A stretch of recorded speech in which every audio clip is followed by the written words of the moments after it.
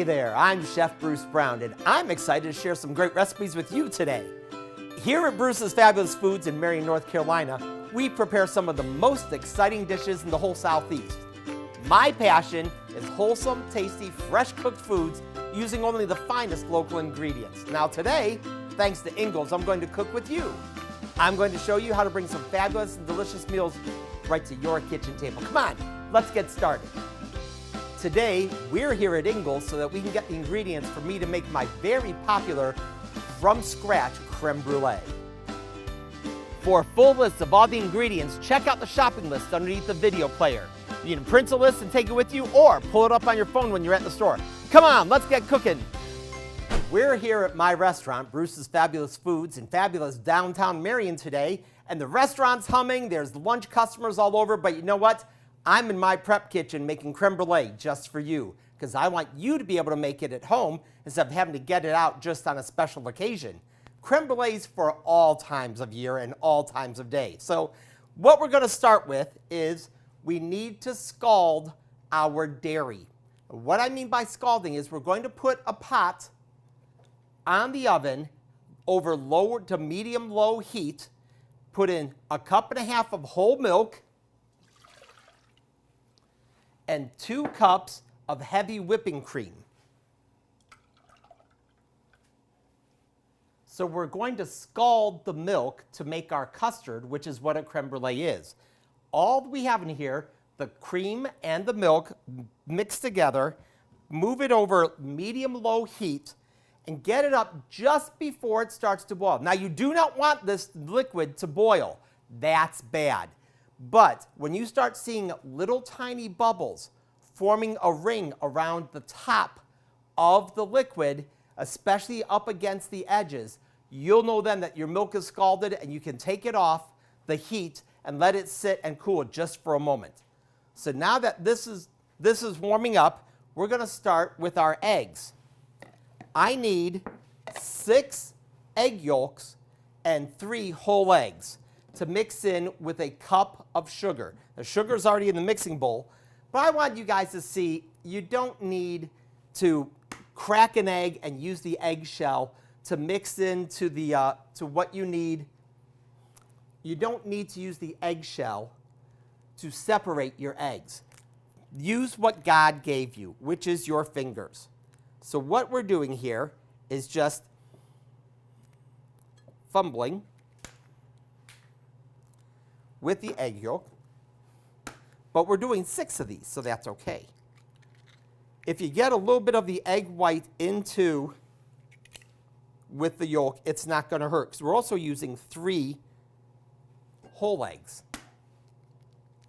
You see, use what God gave you. Just use your fingers back and forth. And you see, it's really just let the egg white, which is called the albumin, just let that just kind of like sift down through your fingers. Do it back and forth gently, and never put it directly into the bowl, just in case you have a little eggshell or something else in there. I always take it just like this.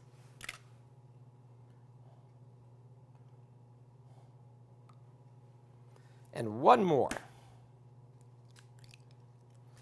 And you see, and if you happen to get one where the egg yolk breaks, you can just go ahead and put it in straight to the bowl, because like I said, we're going to be doing 3 whole eggs. That's why I separate the eggs and do just the yolks first. So 3 whole eggs, always checking to make sure that you don't overboil your cream and milk while you're doing this. 3 whole eggs.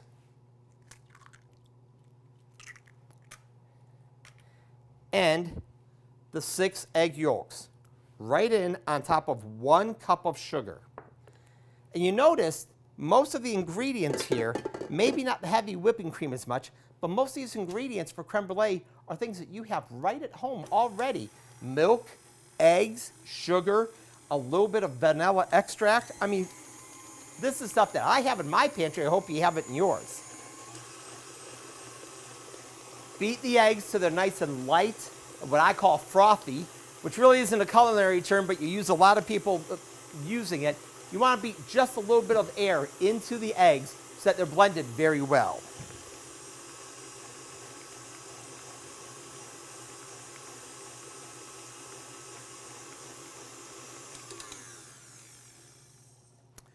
Now, I see little bubbles forming around the upper edge of the milk, so I'm going to take that off. And in the beginning, we're going to temper the eggs. Now, if we poured this hot milk right in on top of these beaten eggs, it's going to cook the eggs and make them like scrambled eggs, and that you don't want. So I turn the beater on low, and using my ladle, slowly pour the hot milk mixture in just like this. And what this is doing, it is heating up the eggs at the same time.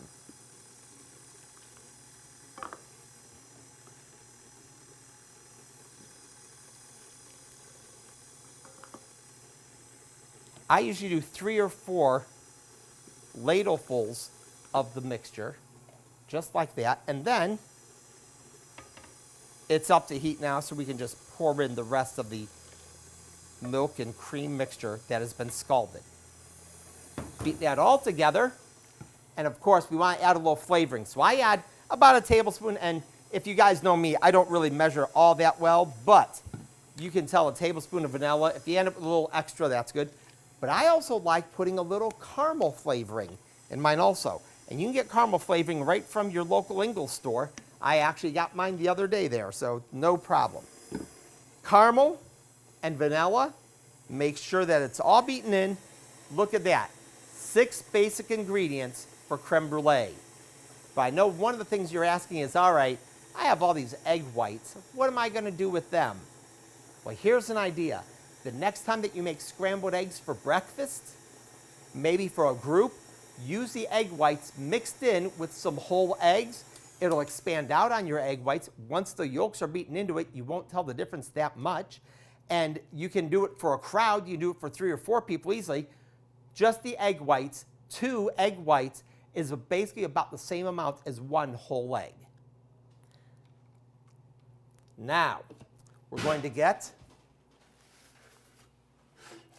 our pan. I have what are called ramekins down in the bottom here. And this, let's get one last stir in there. There will be a little bit of bubbles, a little bit of froth. That's okay. It's not going to hurt. Take the beater off, put it in the bowl. And now, all we need to do is get the custard mixture carefully into the ramekins. Now, you notice that I have the ramekins in a roasting pan. That's because we are going to actually bake these in what is called a water bath. That is why these custards turn out so creamy and so luscious. Good ingredients and the proper way of cooking them. Anytime you do a custard, I bake my cheesecakes in a water bath, and it makes them come out, bake evenly. Have your oven preheated to 350 degrees.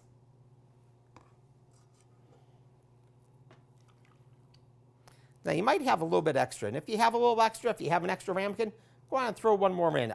Usually this makes between 6 and 7. Make sure you get them filled up to the top. And now, we're going to go put these in our preheated 350-degree oven, but I'm going to put the pan on the oven rack and then pour the water into it. Trying to carry the whole pan with the water in it can be a real mess, trust me.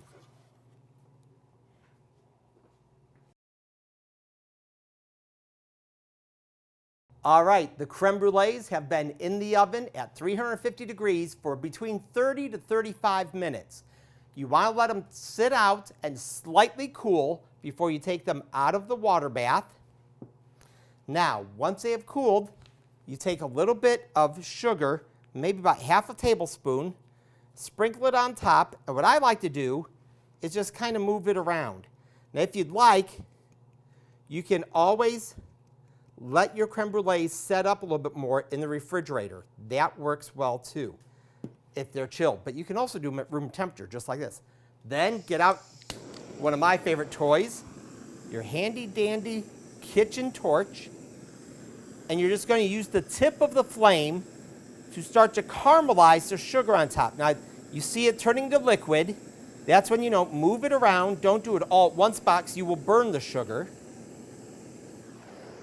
Just like that. Once the sugar settles up and caramelizes and becomes solid, you got a nice crusty top. Oh, it smells so good in here. I love that caramelizing sugar smell. Here we are with the finished product. Homemade from scratch creme brulee that you can make in your kitchen. Listen, that's the brulee top, that caramelized sugar that makes it so worthwhile. I know you're going to enjoy this. We're out of time for today, but I want to thank you so much for joining us here at the Ingles Table. And remember, you can find this recipe, a complete shopping list, videos, photos, and more on the website at inglestable.com. Until next time, I'll see you online.